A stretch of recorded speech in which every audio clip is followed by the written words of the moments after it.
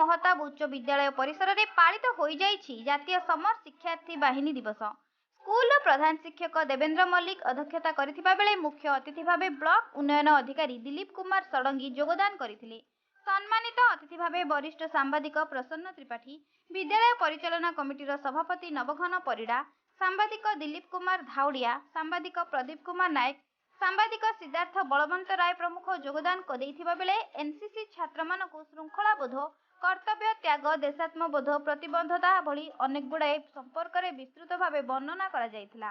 NCC ଅଧିକାରୀ ନଟବର ସେଠୀ କାର୍ଯ୍ୟକ୍ରମ ପରିଚାଳନା କରିବା ସହିତ ଶେଷରେ ଧନ୍ୟବାଦ ଅର୍ପଣ କରିଥିଲେ। ପୁରୀ ଜିଲ୍ଲା ଡେଲାଙ୍ଗରୁ ପ୍ରଦୀପ କୁମାର ନାୟକଙ୍କ ରିପୋର୍ଟ, ଦି ରିପବ୍ଲିକ ଓଡ଼ିଶା 24।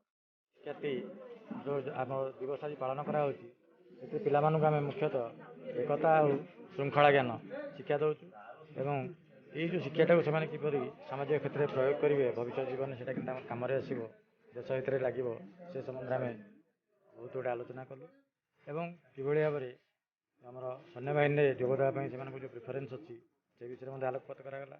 ଜାତୀୟ ସମର ଶିକ୍ଷାର୍ଥୀ ବାହିନୀର ଉପଯୋଗିତା ଏବଂ ସମାଜରେ ତା'ର ପ୍ରୟୋଗ, ବିଦ୍ୟାଳୟରେ ସେଗୁଡ଼ା କେମିତି କାମ ଲଗେଇବେ।